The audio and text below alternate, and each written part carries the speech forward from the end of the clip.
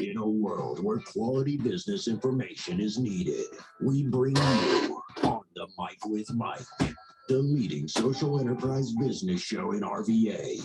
Join Mike King, the partnership guru, as he delivers game changers in Metro RVA. On the Mic with Mike showcases how business can help make society better. He discusses tech, culture, innovation, best business practices, and highlighting area nonprofits. Join Mike Monday through Friday, because it is the place where the best and brightest come to chat.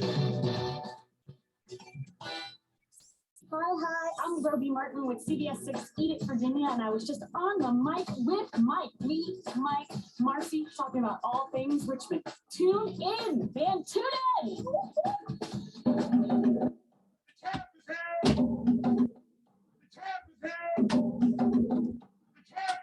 Mike King is ESPN Richmond, the champ of Business Talk Radio. Ladies and gentlemen, welcome back to On the Mic with Mike. It is the premier business radio program around. I'm your host, Mike King. Appreciate you being here with me. The views expressed here are mine, have no connection to, support of, agreement with any other host. Information or ads on the station. I don't work for the station. My program just airs here on a daily basis. Join me as our cutting edge show. We uplift the community and showcase RVA in a different way. The sounds you're listening to are emanating from the Mike King Biz Studio, which is the global epicenter of social enterprise business. You can follow me on all social platforms, hashtag On the Mic with Mike RVA, as well as Mike King Biz. Thank you for joining us as well today. Today's a special day. We got a man who wears dual hats. He is a friend of the family. He's been on before. Scott Turnbull is here. Scott, welcome back. Thanks, Mike. It's great to be here. 30-second elevator pitch. So I would guess you have two of them. So let's go with the elevator pitches, who you are and what you do, because this is a business show. Well, that's what I say it is. That's great. I'm the director of technology for Feed More. We're a nonprofit organization here that feeds the hungry in Central Virginia. I'm also an entrepreneur. I own the Tech Tavern, which is a IT consultancy, and I have a game development studio called Optional Rule Games. All righty, let's start with security. That is your main, that is your lane. That's right. So before we came on camera, you had said that the fear is not, everyone's up in arms that we are in a totally vulnerable state. Let's hear you talk about that, because I was sort of shocked when you said we don't need to be as alarmed as we think we should be, but there is reason to be alarmed. That's right. People want to raise that specter of fear because they want you to take it seriously. And that's true. We should take cybersecurity seriously. We do have some vulnerable systems, but the truth is we have a US Cyber Command handles most of our big network hubs on a national scale. So people, if you're worried in your business about Vladimir Putin, I wouldn't be too scared about him. You might have some disrupted services in the worst case world, but the truth is you're not going to have him hacking your account. It's just traditional things to worry about, like a compromised financial account, email phishing, spoofing to get a check cut to somebody. It's all this low grade stuff that we've been worrying about over the last couple of years. So be diligent, but don't be afraid. So it's not the full scale service. That's right. Outage concern. It's somebody being secure in your everyday living. That's absolutely right. Those are our biggest vulnerabilities. Those are the biggest. All right. So here, what are some of the things that what are certain things that right off the bat, you would tell the average person things that they should do or should not be doing from a security standpoint? From a business point of view, if you can activate multi-factor authentication, you've probably heard that term before, but it just means that whenever you go to log into one of your systems, it also sends you a prompt to your phone to make sure it's really you. That's the first thing you can do. The other thing you can do is just put a couple of small, low bar elements in your email to root out what's called phishing, which means someone to try to get you to click on a link. Maybe it's a fake password reset or something like that, or spoofing, which means they're trying to tell you they're one of your business partners and they want you to cut them a new check. It looks close, but there's something that most of the time that throws it off if we're looking at it when it comes on the wording of it. That's exactly right. Okay, so from a business standpoint, I'm always told that IT really is a part of HR, that it becomes part of the culture, that you really need to have people diligent, because back in the day, we used to take, well, now this is very old school, you take the password and you stick it under your keyboard. Right. Right, that's a bad way to do it. That is a bad. There's something called password managers. I'd encourage you to look at. There's one called 1Password. There's another one called LastPass. That's it. There'll be a little secure environment for you to store all your passwords, give you new unique passwords and all that kind of stuff. They're cheap. Businesses can buy them for their staff as well. I recommend those. They're really great. All right, Scott Turnbull is here. He is a tech expert here as well. It is On the Mic with Mike. For a person at home, what should homeowners do? Because people are putting a lot of their data, everyone's kind of concerned, but people don't know what to do. As a homeowner, what should people do about their personal computers? Well, you really want to protect your Wi-Fi network. That's a place that can become a problem. Maybe you want to get some kind of backup software, whether it's a Microsoft OneDrive to back up your files. And then the last bit, if you can activate multi-factor authentication on yourself, whether it's your Google account or your Microsoft account or something like that, you can get MFA for your home accounts too. So when people have, whether it's cable or dish, and you have your home network, and it's like Johnny and Jane 237, just doing username and password, you're saying it's not that good? It's not that great. You can do MFA. It's almost always accessible on every major ISP, even for small business owners. I think that's who really struggles. You know, that they're running a lawn care service, they're running a dry cleaners or something, a small local business. They have maybe a Google account, maybe they have some financial management systems. They don't have the wherewithal to bring on a cybersecurity expert, obviously. So the best thing I think they can do, and this even extends to home, get in with something called HTTPS Anywhere. It's a browser extension that encrypts everything. But get in with like Microsoft Office 365. That's a great way to get at minimum level of security into your system. Scott Turnbull is here with us. This is On the Mic with Mike, the best business radio program around. We're bringing you technical advice today. So I wake up and my data has been hijacked. Yes. As a individual, what should I do? Well, actually, I'll say before you get to that, I hope everyone will consider going to the big 3 credit bureaus and putting a lock on your credit. Whatever credit you have, go in and just put a lock so it's very difficult to issue more credit in your name. That's a good way to protect your identity. You could get on agencies like LifeLock or something like that. I think they're worth it. But once you get compromised, really, you're going to have a long road ahead of you. There's no, I don't want to paint this too rosy. You're going to have to do a lot of paperwork to prove you're you and get people taken off your account. My wife, unfortunately, had that happen to her many years ago, and it was about a year-long process. But you just stay with it. Don't get panicked. You'll eventually untie that. So that is when a person, that's identity theft. What happens when they're holding my data hostage? Ooh, that's rough. Oh, come on, man. When you start off with, when a person, I'm not an expert. When a person starts off with, whoo, it's not going to be good. Well, what you can do beforehand, the best things you can do are before the case. So if you have something like a OneDrive, Microsoft OneDrive that you're backing up, or Carbonite, you're backing up those files to a system. If someone gets into your computer and encrypts it, so what? That's just your computer. That's just your computer. Okay. Now they want ransom. Oh, come on, man. 2 things I'll tell you can do. Okay. One is you can, first of all, don't rush to pay them, because about over half the time they're lying to you. You'll get a notice that says you're encrypted and they want ransom money, but they're lying. They just give you a pop-up. So over half the time, it's not true. So when it pops up and I see that red box, don't panic. You're telling me don't panic. You're a tech expert. Okay. I open up, I'm panicking because I got all my stuff in there. It ain't backed up anywhere. You know, I'm living dangerous. Okay. So I don't panic. You're saying, all right, calm down, take 2 breaths. And what do?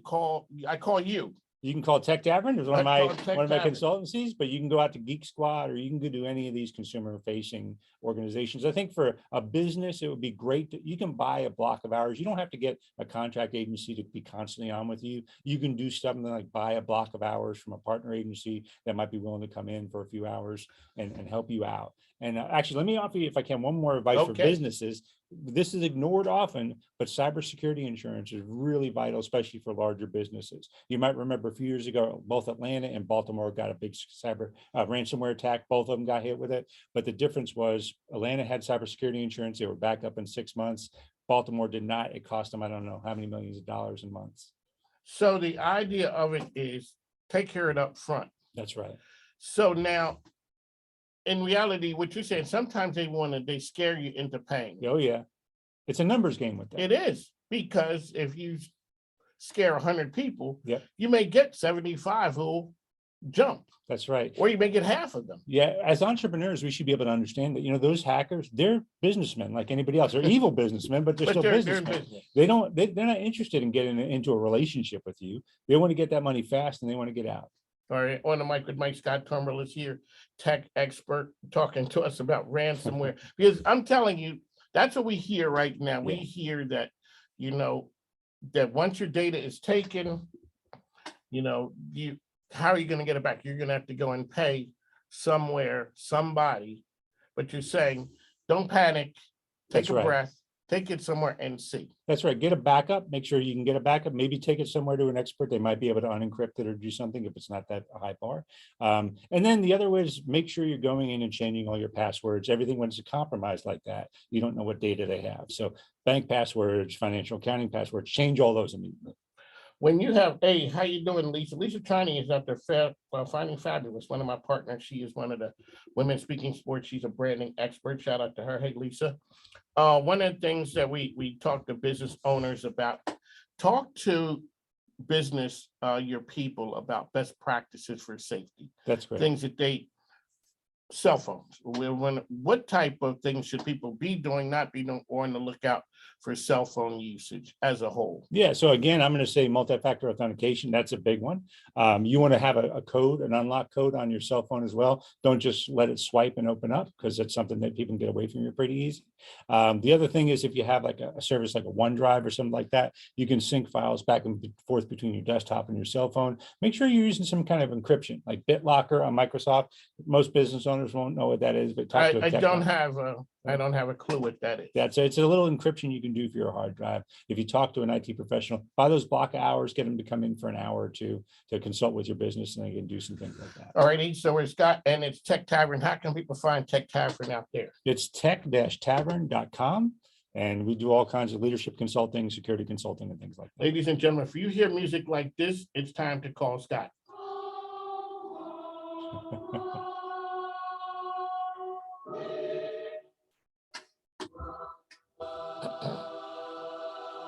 But Scott says, when you hear that, don't panic when you see it pop up. That's right. Okay. So now that's Tech Tavern. Let's talk about the nonprofit world with Feed More. So everyone knows Feed More. Let's get the 30-second elevator pitch for Feed More. Well, Feed More's mission is to collect, prepare, and distribute food to alleviate hunger in the Central Virginia area for all of our neighbors. That's our mission. So we move about 34 million pounds of food every year. We have almost 300 partner agencies that we work with across 31 counties in Central Virginia. And I think to date, we've delivered something like 20 million meals. When we look back at the pandemic, how did the pandemic affect Feed More?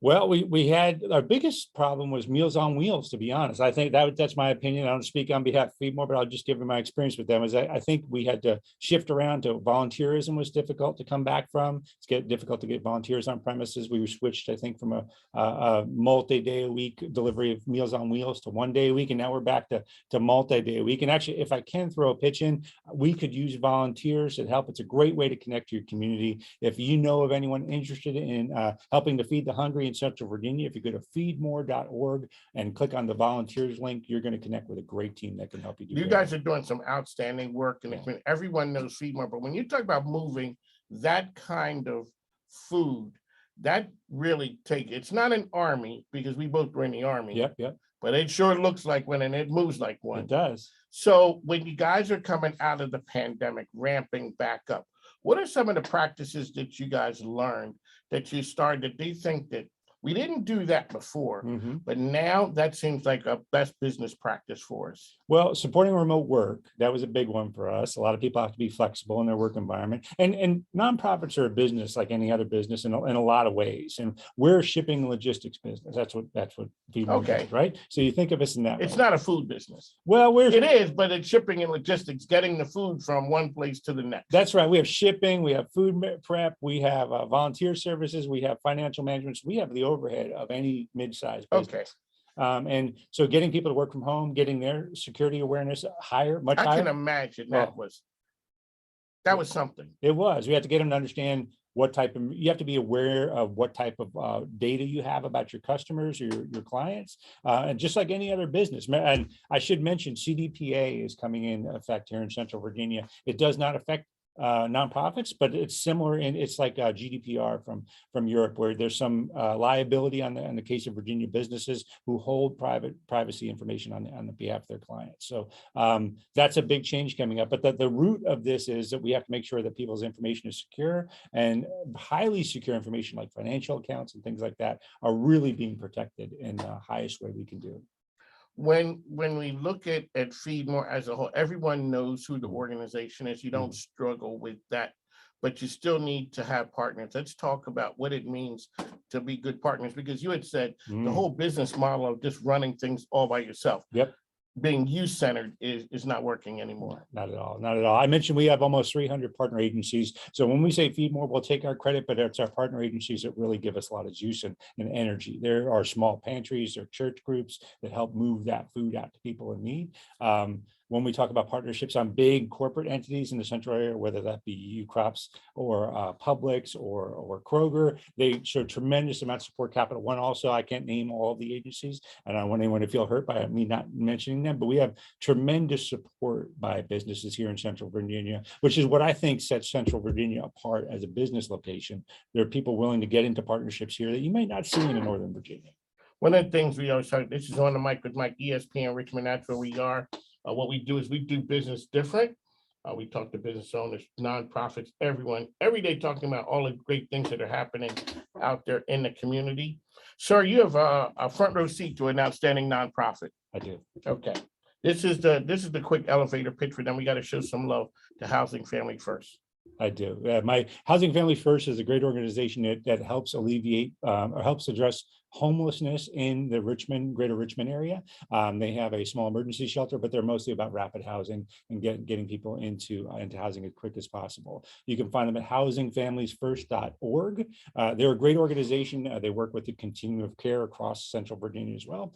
And they do just fantastic work. They're a recipient of the Bezos Day One Family Foundation Round One funding. And they've used that to build out their shelter to make sure they can house families better. So we'd like to thank the ex-Mrs. Bezos for that right there. That's right. You know, it does make a difference because it's a nonprofit, always trying to make it to the next time. Yeah. I always say changing the world ain't cheap, easy, or free. Mm-hmm.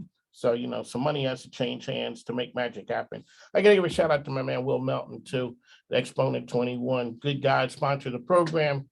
So he's out there. He's always shouting up, you know, Housing Family First, and kudos to those guys. He's going to be on a program with us next week. So Will Melton. Yeah.